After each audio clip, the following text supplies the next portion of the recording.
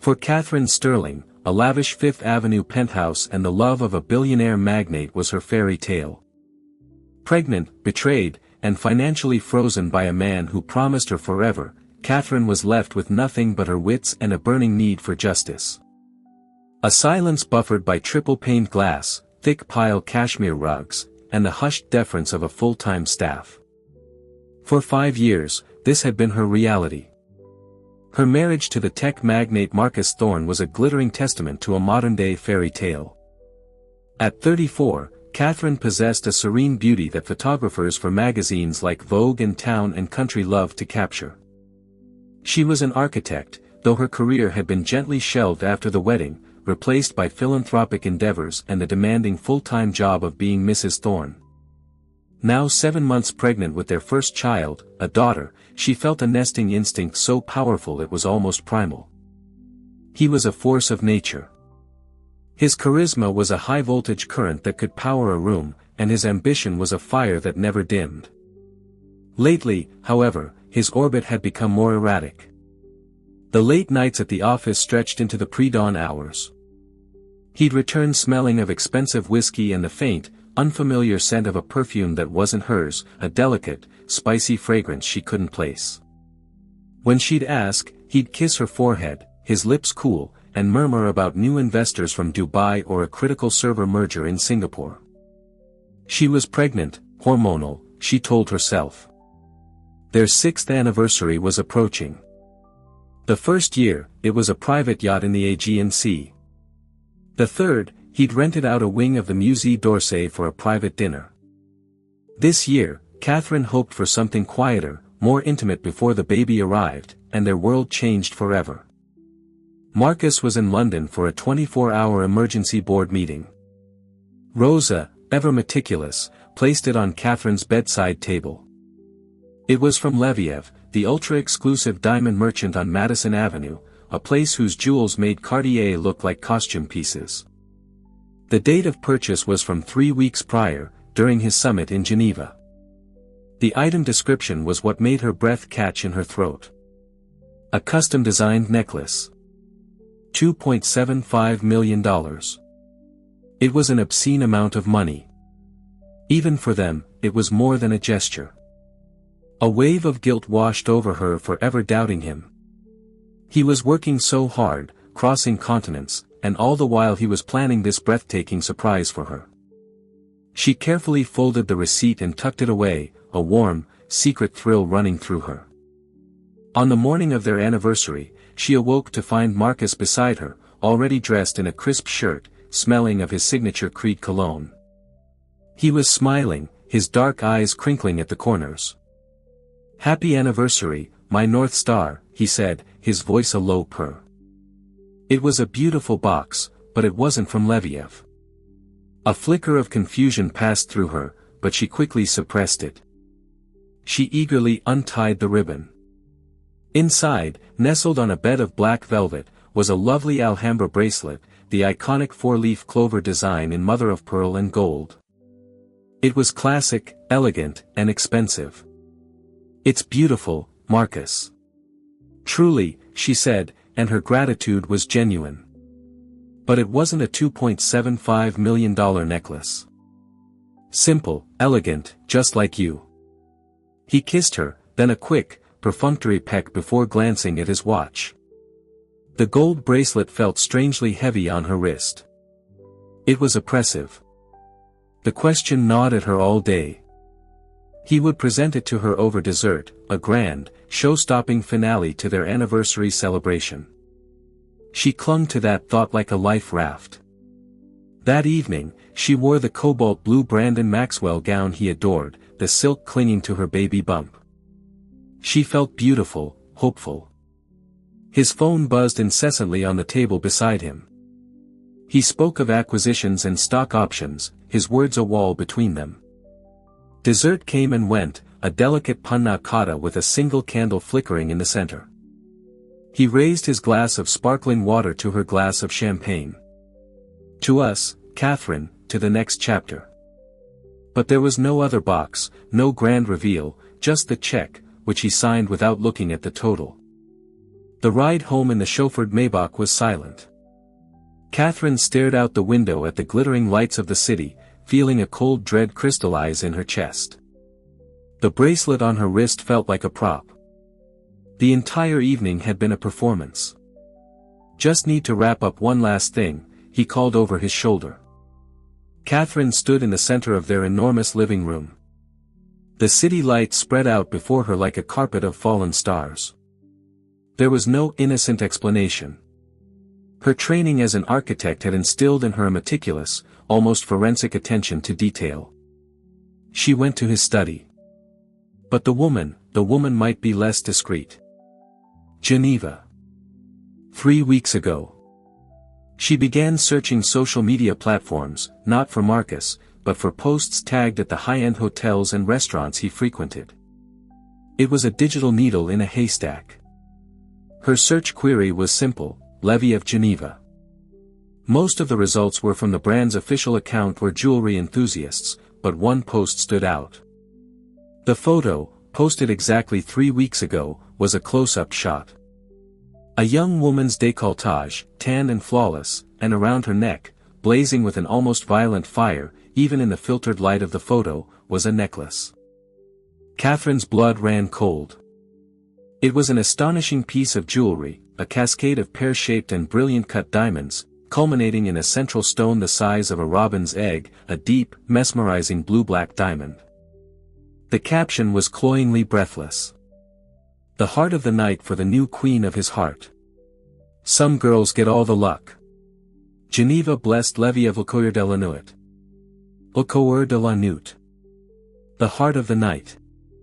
Catherine clicked on the user's profile. Isabella Rossi was stunning, in her early 20s, with a cascade of dark hair, impossibly full lips, and the kind of surgically honed body that was built for bikinis and couture.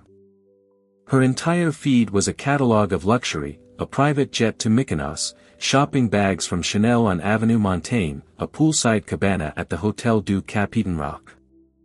Post after post, she pieced together a timeline. 2 months ago, the same week Marcus was there for a yachting conference. St. Bart's, over New Year's, when Marcus had a fintech retreat. Isabella was his shadow, his secret life, lived out loud on a public platform he thought no one would ever connect back to him. The final, devastating blow was a photo from a week ago. Isabella posing in the mirror of what was unmistakably a bathroom in one of the suites at the Mandarin Oriental in London. She was wearing a silk robe and the necklace. The caption read, "Quick trip to dreary London brightened up by my M. Can't wait for NYC." She stumbled back from her desk, one hand protectively on her stomach, the other covering her mouth to stifle a sob. The necklace wasn't a fling. A $3 million promise to another woman. The Alhambra bracelet on her wrist was a cheap consolation prize, an afterthought, a lie. Her marriage, her home, her carefully constructed life. It was all a sham, a gilded cage, and she had only just realized the door had been locked all along. A star is only visible in the darkness, and the darkness had just fallen. That tiny, persistent movement was a lifeline, the only thing keeping her from shattering completely. Marcus returned from his study in the early hours of the morning, his tie loosened, reeking of victory and expensive scotch. He found her on the sofa wrapped in a cashmere throw, the lights of the city her only company. "Still up, my love?" he asked, his voice soft, but his eyes held the hard, dismissive glint of a man whose mind was already on the next conquest. "You should get some sleep." Catherine turned to look at him. "I know, Marcus." Her voice was flat, devoid of emotion. "Know what? That I closed the Nakatomi deal. It's going to be huge. We're talking a 10-figure valuation."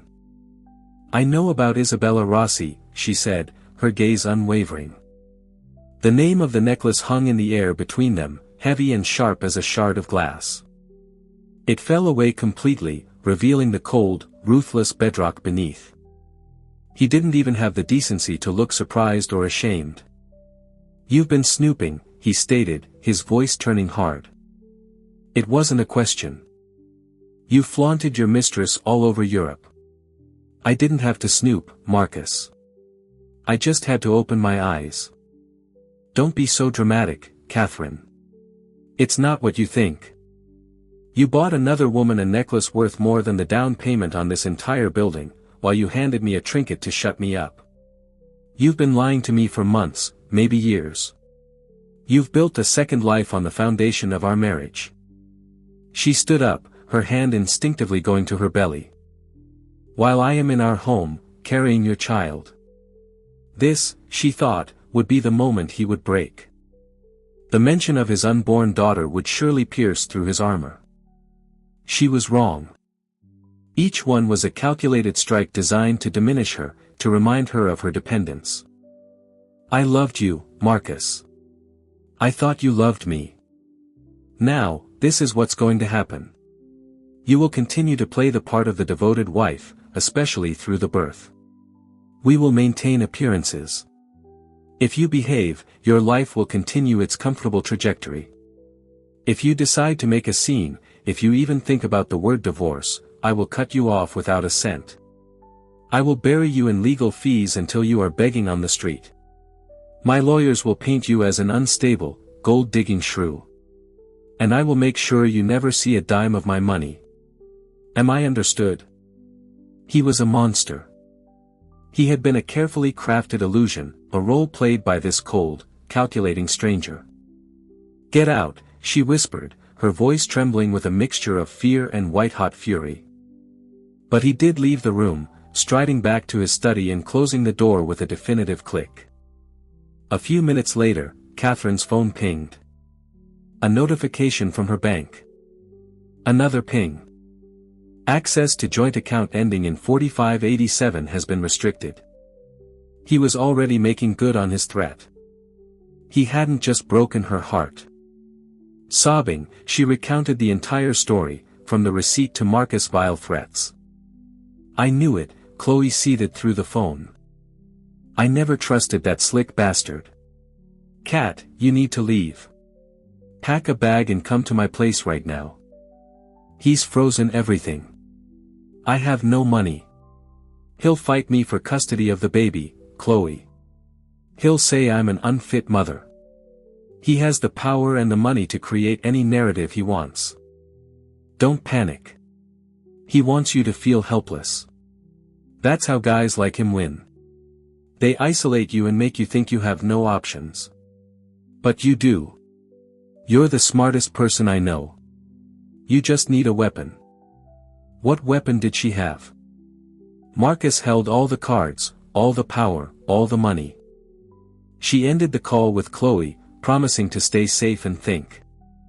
That night, unable to sleep, she found herself back in her office, staring at Isabella Rossi's Instagram page. It was a digital monument to Marcus's betrayal. She scrolled with a kind of masochistic fascination. And then she saw it. It was a post from earlier that day. A close-up shot of the Le Coeur de la Nuit necklace lying on a swath of red velvet. The clasp on my baby is a little loose. M is making me get it fixed before our big night out. So annoying to have to part with it even for a day. Dropping it off at the master jeweler's. See you tomorrow, my love. Diamond Problems NYC. Catherine's mind, the architect's mind that saw patterns and weak points, kicked into overdrive. Dropping it off at the master jeweler's. Isabella was picking it up the next day. A wild, audacious idea began to form in her mind. It was insane. It was also, she realized with a jolt, her only way out. She was Catherine Thorne, the legal, legitimate Mrs. Thorne. The necklace was purchased by her husband, Marcus Thorne. She had the original receipt number and details memorized. It was a heist, pure and simple. Fine. She spent the rest of the night preparing. She rehearsed her lines. She had to embody the role of the entitled billionaire's wife, a woman for whom picking up a $3 million necklace was an errand as mundane as fetching dry cleaning. She looked every inch the part of the pampered, slightly inconvenienced Mrs. Thorne. Before she left, she stood before the mirror. Not the shattered woman of the day before, but a strategist. He had underestimated her. He had forgotten she was an architect. She knew how to build, but she also knew how to handle a demolition. And she was about to bring his world crashing down. The taxi ride down Madison Avenue was the longest of Catherine's life. Each stoplight, each yellow cab that cut in front of them, stretched her nerves thinner. Inside, her passport and a copy of the marriage certificate felt like contraband. The Leviev boutique was less a store and more a temple to wealth. Its discreet facade of dark, polished stone was broken only by a single, heavily fortified door and a small, elegant window displaying a lone, magnificent yellow diamond ring. Catherine paid the driver, took a deep, steadying breath, and walked toward the door. He opened the heavy door for her without a word. The interior was hushed and opulent. A chic saleswoman with a severe black bob and an accent that floated somewhere over the mid-Atlantic glided toward her. "Good morning, madam. How may I help you?" Catherine slid her Celine sunglasses down her nose, affecting a look of mild annoyance.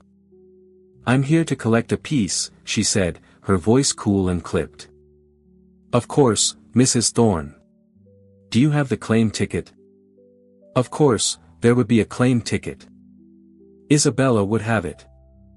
Then instinct took over. She said the name of the necklace with such authority, such casual ownership, that the saleswoman's deference deepened. The piece was obviously well known to the staff. "Of course, Mrs. Thorne. One moment, please. I will just need to see a form of identification." The woman took it, her eyes flicking from the photo to Catherine's face, then to the name. Catherine Sterling Thorne. The woman disappeared into a back room behind a heavy, silent door. She could feel the sweat prickling at her hairline. She stared into a case filled with diamond earrings, each pair worth more than her sister's apartment, and forced herself to breathe. Inhale for 4, hold for 7, exhale for 8. The Lamaze technique she'd been practicing for childbirth was now being used to pull off a multi-million-dollar heist. Catherine's breath hitched. "We have tightened the clasp and given the piece a full complimentary cleaning.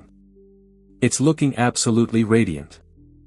There it was, au cœur de la nuit. The diamond seemed to drink the light, the central stone a vortex of deep, cosmic blue and black. It was beautiful and terrible all at once, a physical manifestation of her husband's betrayal. Catherine couldn't bear to touch it. The sunlight on Madison Avenue seemed impossibly bright. She had walked into the lion's den and walked out with the lion's treasure. She didn't go to Chloe's. She didn't go back to the penthouse. She gave him the address of a law firm in the Seagram building, a name she had pulled from an article in the New York Law Journal about the city's most formidable divorce attorneys. Amelia Hayes was exactly as her reputation suggested, sharp, impeccably dressed in a steel-gray power suit, with intelligent eyes that missed nothing. Her office was a corner suite with a view that spoke of staggering billable hours. She listened to Catherine's entire story without interruption, her expression unreadable. Catherine's nerve began to fail her. Had she gone too far? Would this powerful lawyer see her as a reckless, hysterical woman? Finally, Amelia leaned forward, a slow, dangerous smile spreading across her face. She placed the Leviev bag on the polished mahogany desk between them. Amelia looked at the bag, then back at Catherine. "Marcus Thorne will claim it's stolen. He'll send the police. I am Catherine Thorne, his legal wife. I retrieved my husband's property. There is no theft. It's a marital asset. Isn't that the legal term?" Amelia's smile widened. "You learn fast." "Yes, it is. But possessing it is one thing. Leveraging it is another. He'll try to freeze it in litigation for years. We need to act quickly before he can get a court order to have it seized." "What do we do?" Catherine asked, placing her future entirely in this woman's hands. "Think about it," Amelia explained, her mind clearly working at lightning speed. "We consign it to Sotheby's. We leak the story to the press. Not the whole story, just enough. The thorn necklace. A magnificent, one-of-a-kind jewel being sold by the mysterious Mrs. Thorne. The gossip columns will go into a frenzy. Page 6. Daily Mail. They'll invent their own narratives. Is the marriage over? Is she liquidating assets? It puts him on the defensive. It creates a public narrative that he can't control. And best of all, she paused for effect, it converts this contentious asset into cold, hard, untraceable cash. Your war chest. It was brilliant. It was terrifying. It was a declaration of war fought not in a courtroom, but on the front page of every tabloid in the world. Finch, a dapper Englishman with a keen nose for provenance and publicity, was immediately intrigued. When he saw the necklace in the secure viewing room of Amelia's law firm, his professional composure barely concealed his excitement. It's a blue-black diamond of extraordinary rarity. And the story, the Thorne name attached to it. This will cause a sensation. The moment he discovered the necklace was gone, presumably after a frantic, hysterical call from Isabella Rossi, he unleashed his fury. Catherine, who was by then safely ensconced in a luxury service apartment rented under a corporate LLC created by Amelia's firm, received a barrage of venomous texts and voicemails. He threatened lawsuits, criminal charges, and utter ruin. His lawyers sent cease and desist letters to both Amelia and Sotheby's, claiming the necklace was stolen property. Amelia's response was a masterclass in legal jiu-jitsu. She sent back a polite letter accompanied by a copy of the Thorne's marriage certificate and a statement affirming that her client, Mrs. Catherine Thorne, was merely exercising her right to manage a marital asset. Au coeur de la nuit, now publicly and deliciously nicknamed the Thorne necklace. The narrative was set. For Catherine, living in her anonymous apartment, it was a surreal experience. She spent her days attending prenatal appointments, meeting with Amelia, and preparing for the fight of her life. The fear was still there, a constant low hum beneath the surface, but it was now overlaid with a powerful sense of agency. She hadn't just taken the necklace. It was about justice. It was a public reckoning, and the whole world was invited to watch. The air, thick with the scent of expensive perfume and old money, crackled with an energy that had little to do with the art and antiques lining the walls. They sat in rows of plush red velvet chairs, a congregation of the world's richest and most powerful, oil scions from Texas looking bored, fresh-faced tech billionaires in hoodies trying to look unimpressed, and stone-faced representatives for anonymous international consortiums. They were vultures circling a gilded carcass, and the carcass in question was the public image of Marcus Thorne. Catherine was not among them. She was miles away in the serene anonymity of the corporate apartment that had become her sanctuary and war room. She sat on a plush sofa, her bare feet tucked underneath her, a bowl of untouched strawberries on the table. Beside her, Chloe provided a steady, grounding presence, her hand resting on Catherine's arm. They watched the scene unfold on a large television screen, fed by a secure, private live stream link provided by Amelia's firm. Catherine could only nod, her throat tight. These were people she knew. Now they were here to watch her life get publicly dissected. Flanked by his lawyers, he stared straight ahead at the podium, his face a chiseled mask of control. His presence was meant to scream, "This is mine. You dare not touch it." A wave of knowing, suppressed laughter rippled through the audience. The baby inside Catherine gave a sudden, powerful kick, as if reacting to the tension radiating from the screen. It was a strange, grounding sensation, a reminder of the new life that was at the heart of this entire battle. He wants to see his mama win. The bidding began at a blistering pace. A paddle shot up from the phone bank. 2,700,000 from the telephone bidder, and 3 million from the gentleman in the fifth row. At 3 million, do I hear 3.2?